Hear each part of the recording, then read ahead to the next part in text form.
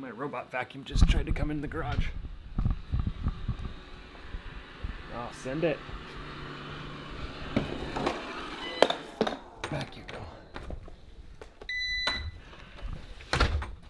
Okay, like I said, ordered some beef. These are 6 stud steering knuckles and arms. I'm gonna have to get this drilled out to accept the bigger bolt for the steering. The rest will stay the same. I'm going to convert to drive flanges to get rid of the locking hub assembly. I found some issues with those, so that seems like a pretty straightforward upgrade. The old stock arms, one side was modified with this pretty popular 5 stud mod. Not done very well. The welding's pretty janky, and the holes are kind of oblonged out on these, so they were bound to fail pretty soon. I found a crack on this inner hub gear, big old crack right there, and this one's super loose. So that's all gonna go in the trash or sold for parts in case anyone needs a spare. The knuckles themselves were in pretty decent shape. One side was drilled out for different caliper bolts, so that's been annoying. I pulled apart both rotors and hubs. I've just put in new races, and wheel bearings will be going in once I'm ready for assembly. The shaft looks fine, and I'll show you what I found on this Burfield. So one side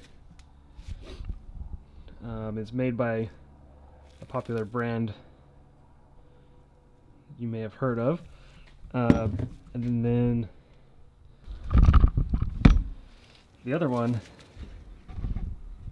is completely unmarked,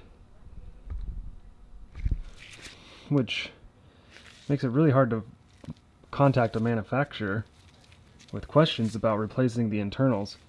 I reached out to the 3 most popular manufacturers of aftermarket Burfields, and each one of them said it was probably one of the others.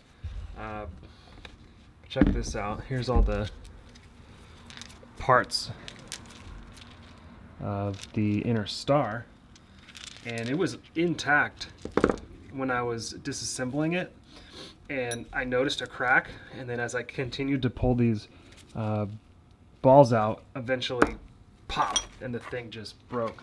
And just for reference, this is what it's supposed to look like. So as I was pulling it apart, I could see inside these little hairline cracks, and then it couldn't take the stress of me pulling it apart. So I'm talking to the various manufacturers and trying to figure out if I can get a replacement star for it and just rebuild it, because the inside looks fine. I couldn't find any reason really not to use this. It looks like it got kind of hot. You can see some scouring, but it's just discoloration, and it seems like it'd be fine. I don't know. I might end up just keeping this as a spare and just ordering new ones for peace of mind, but we'll see what the budget allows.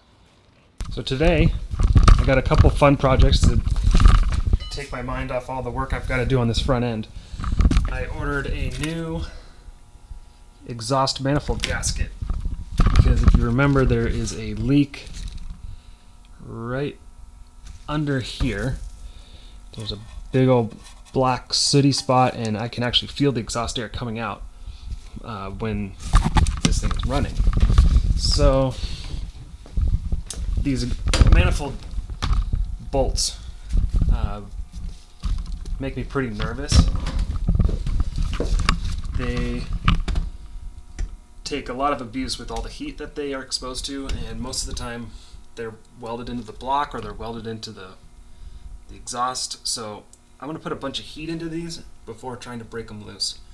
And keep your fingers crossed that none of them will break off in the head of this engine, because that'd be terrible. So let's give it a try. Well, those actually came off very easily. Pretty stoked on that. I found a little bit more leaking too, so this is great that I'm doing this. I think these are old EGR ports that are blocked off by these plates. So it's pretty clear that this one was leaking also. So I'll continue pulling this apart and get the old gasket out and see what it looked like. Well, there's the old gasket. You can see that big soot mark where I don't know if they didn't get a good seal or if it's just old, but it was blowing exhaust straight out a little bit here too.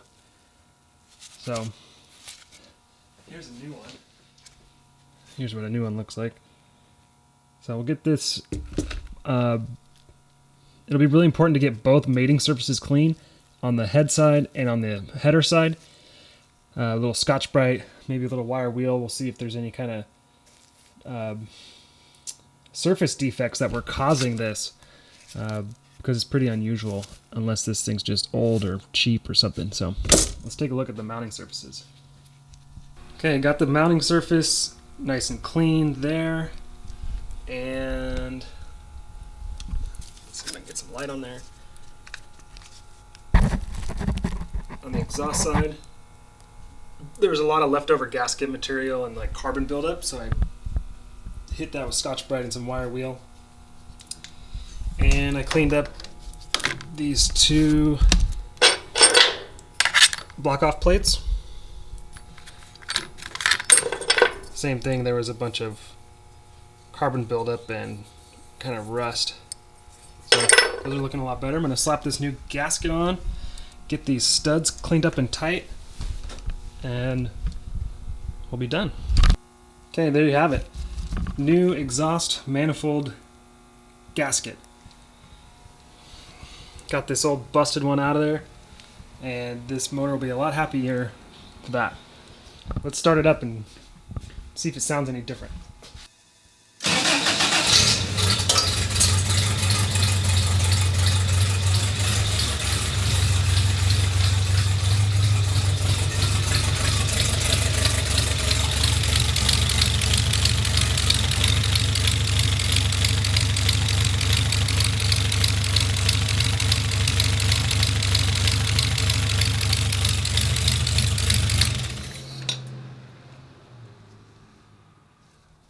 Big old leak coming out of the top.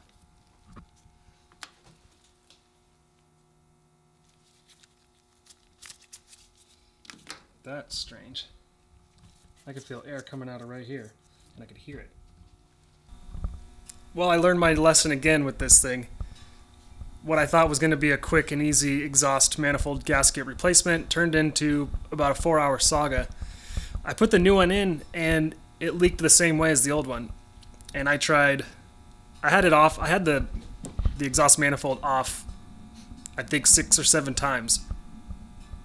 So I don't know what's going on. I think maybe the manifold is warped. So there's a gap on one side. So what I ended up doing was taking the old gasket, modifying it to fit behind the new gasket. So I basically just doubled up the gaskets. You probably won't be able to see that, but I just ran the buggy for about a half an hour and no leaks. So I'm going to keep that in mind for all future projects. If it's something quick and easy, it's probably not going to be.